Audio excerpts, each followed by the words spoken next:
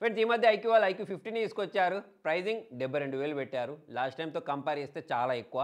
Last time అన్ని offers కలుపుకుంటే మనకి 52,000కి దొరికేది. ఇప్పుడు అన్ని ఆఫర్స్ కలుపుకుంటే 65,000, 62,000కి దొరుకుతుంది. అంటే ప్రైజింగ్ అనేది దారుణంగా పెంచేసేశారు. ప్రైజింగ్ పెంచడానికి డిఫరెంట్ కారణాలు ఉండొచ్చు. కాంపోనెంట్ రేట్స్ పెరగడమైనా కానివ్వండి, ప్లస్ వీళ్ళు అడ్వర్టైజ్మెంట్కి దారుణం ఖర్చు చేస్తూ ఉంటారు.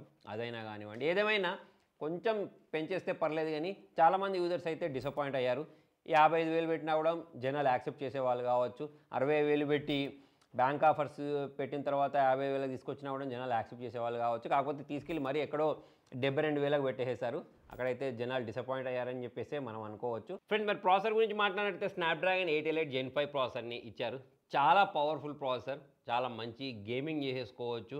ఎక్కడ కూడా మనకి ల్యాగ్ అయినట్టు అనిపించలేదు. ర్యామ్ టైప్ స్టోరేజ్ టైప్ కూడా మనకు హై ఎండ్దే ఇచ్చారు. సో ఎక్కడ కూడా కాంప్రమైజ్ అయినట్టు ఇక్కడైతే అనిపించలేదు. పర్ఫార్మెన్స్ ప్రకారం చూసుకున్నట్టయితే దీంట్లో మనకు 144 Hz రిఫ్రెష్ రేట్ని కూడా ప్రొవైడ్ చేస్తారు. దీని కారణంగా మనం గేమింగ్ చేసేటప్పుడు అయితే చాలా మంచి ఎక్స్పీరియన్స్ వస్తుంది. హైయర్ సెట్టింగ్స్లో మనం గేమింగ్ చేయొచ్చు. ఐక్యూ అన్న వెంటనే పర్ఫార్మెన్స్ గుర్తుకొస్తుంది.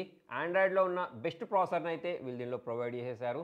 మరి ఇప్పుడు దీనికి మించి ప్రాసెసర్ లేదు కాబట్టి పర్ఫార్మెన్స్ని మనం ఎక్స్పెక్ట్ చేయొచ్చు. ప్లస్ గేమింగ్ చేసేటప్పుడు హీటింగ్ కూడా మనకు అనిపించట్లేదు. ఫ్రేమ్ డ్రాప్స్ కూడా మనకి ఎక్కడ అవ్వట్లేదు. Day to day life usage పనుల గురించి మాట్లాడినట్టయితే ఆరాంగా హ్యాండిల్ అయిపోతాయి. ఎక్కడ కూడా మనకు ల్యాగ్ అనేది కనిపించట్లేదు. ఓకే, చిన్న బ్లోట్వేర్స్ ఉన్నాయి కానీ వాటిని కూడా అన్ఇన్స్టాల్ చేసుకోవచ్చు. డిస్ప్లే గురించి మాట్లాడినట్టయితే ఐఫోన్ 17లో ఇచ్చినటువంటి డిస్ప్లేని దీనిలో ప్రొవైడ్ చేశారు. 6.85 ఇంచెస్ స్క్రీన్ ఉంది. సో మరి సామ్సంగ్ సంబంధించిన డిస్ప్లే లెడ్ డిస్ప్లే అని చెప్పేసి వీళ్ళు అంటూ ఉంటారు. M14 2K డిస్ప్లే ఇది. మీరు దీనిలో వీడియోస్ చూసేటప్పుడు చాలా మంచి ఎక్స్పీరియన్స్ వస్తుంది. దీంతో పాటే HDR10+ డాల్బీ విజన్ ఇటువంటి అన్ని రకాల సపోర్ట్స్ ఇచ్చిన కారణంగా నెట్ఫ్లిక్స్లో వీడియో చూసేటప్పుడైనా ఏ ప్లాట్ఫామ్లో వీడియో చూసేటప్పుడైనా సరే హైలైట్గా అనిపిస్తుంది. 6000 నిట్స్ పిక్ బ్రైట్నెస్ని ప్రొవైడ్ చేశారు. దీంతో పాటు 144 Hz రిఫ్రెష్ రేట్ ఉంటుంది. బెజిల్స్ అనేవి చాలా తక్కువగా కనిపిస్తున్నాయి. మొబైల్ ఓవరాల్ చూసుకున్నట్టయితే ఇన్ హ్యాండ్ ఫీల్ అనేది బాగానే ఉంది. ఓవరాల్ చూసుకున్నట్టయితే ఐక్యూ 15 అనేది పర్ఫార్మెన్స్లో తోపు. ఓకే, నెక్స్ట్ ఇక కెమెరాస్ గురించి మాట్లాడినట్టయితే ఇక్కడైతే నాకు చాలా డిసప్పాయింట్మెంట్ అనిపించింది. 50+50+50 3 కెమెరాస్ని ప్రొవైడ్ చేశారు. డే లైట్లో మంచి ఫొటోస్ అయితే క్యాప్చర్ చేస్తుంది. కాకపోతే ఫొటోస్ క్యాప్చర్ చేసినప్పుడు స్కిన్ని పెయింట్ వేసినట్టు స్మూత్గా చేసేస్తుంది. నైట్లో మంచి ఫొటోస్ క్యాప్చర్ చేస్తుందా అంటే ఇక్కడైతే మనం చాలా డిసప్పాయింట్ అవుతాం. వీళ్ళు పెట్టిన ప్రైజింగ్కి అంటే 72,000కి ఎక్కడ కూడా కెమెరా అనేది జస్టిఫై చేసినట్టయితే నాకు అనిపించలేదు. లెట్స్ వచ్చేసి సోనీ IMX 921 యూస్ చేసేసారు. తోపే, కాకపోతే ఫొటోస్లో మాత్రం మీకు అది కనిపించదు. ఎస్పెషల్లీ లో లైట్ గురించి మాట్లాడినట్టయితే నాకు వర్స్ట్గా అనిపించాయి. ప్రైజింగ్ని దృష్టిలో పెట్టుకున్నట్టయితే 4K వీడియోస్ని రికార్డ్ చేసేసుకోవచ్చు. స్టేబుల్ వీడియోసే రికార్డ్ అవుతాయి. క్లారిటీ అనేది బాగుంది. కాకపోతే సేమ్ లో లైట్లో మాత్రం దీని పర్ఫార్మెన్స్ అనేది బాగున్నట్టు నాకు అనిపించలేదు. అది మీరు అల్ట్రా వైడ్ యాంగిల్ తీసుకున్నా, టెలిఫోటో తీసుకున్నా, సెల్ఫీలు తీసుకున్నా ఎక్కడ కూడా కెమెరా అనేది అప్ టు మార్క్ లేదు. బ్యాటరీ గురించి మాట్లాడితే డీసెంట్ బ్యాటరీ బ్యాకప్ వస్తుంది. అయితే లాస్ట్ టైంతో కంపేర్ చేసినప్పుడు లాస్ట్ టైం 120 వాట్స్ ఇస్తే ఈసారి 100 వాట్స్ ఛార్జర్ మాత్రమే ప్రొవైడ్ చేశారు. దీంతో పాటు IP6869 ఇచ్చారు.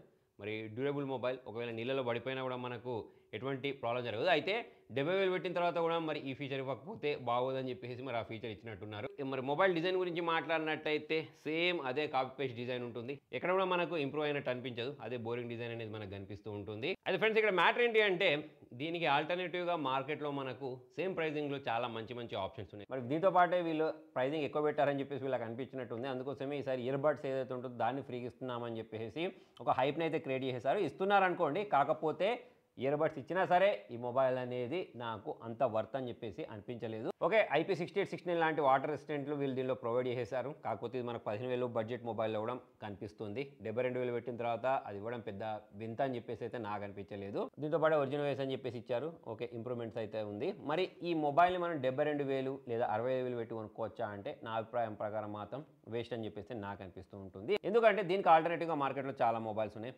ఎస్పెషల్లీ మొన్నటి వరకు సామ్సంగ్ S24 అల్ట్రా మొబైల్ ఏదైతే ఉంటుందో అది మనకు 75,000కు దొరికింది. మరి 75,000కు సామ్సంగ్ లాంటి ఫ్లాగ్షిప్ మొబైల్ దొరికినప్పుడు కార్డ్ లేకపోతే 72,000 పెట్టి IQ 15 తీసుకోవడం అనేది నాకు అంత వర్త్ అని చెప్పేసి అనిపించలేదు. దీంతో పాటే ఒకవేళ దీన్ని మీరు సేల్ చేశారనుకోండి, కొనుక్కున్న తర్వాత అంత వాల్యూ రాకపోవచ్చు. కాకపోతే అదే మనము iPhone 17 లాంటి బేస్ వేరియంట్ కొనుక్కోవచ్చు. మరి ఫైనల్గా ఈ మొబైల్ 72,000 పెట్టి కొనుక్కోవచ్చా అంటే కార్డ్ ఆఫర్స్ యూస్ చేయకుండా వేస్ట్ అని చెప్పేసి అనిపిస్తుంది. 65,000 కొనుక్కోవచ్చా అంటే 65,000 కూడా నాకు ఈ మొబైల్ అనేది వర్త్ వాల్యూ ఫర్ మనీ కాదని చెప్పేసి అనిపిస్తుంది.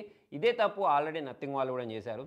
నథింగ్ ఫోన్ 3 అని చెప్పేసి ఒక మొబైల్ని తీసుకొచ్చారు. 80,000కు 90,000కి తీసుకొచ్చి లాస్ట్కు 45,000కు 50,000కు అమ్ముకున్నారు. ఇన్ ఫ్యూచర్ ఈ మొబైల్ అనేది చాలా చాలా తక్కువ ధరకు దొరుకుద్ది. ఇప్పుడు ఆశపడిపోయి ఈ మొబైల్ని అయితే కొనుక్కోకండి. ఐక్యూ వాళ్ళు స్టార్టింగ్ వచ్చినప్పుడు చాలా తక్కువ ధరకు ఇచ్చారు. ఇలాగైతే వన్‌ప్లస్ వాళ్ళు మార్కెట్లోకి వచ్చినప్పుడు చాలా తక్కువ ధరకు మంచి ఫీచర్స్ని ప్రొవైడ్ చేసేసారు.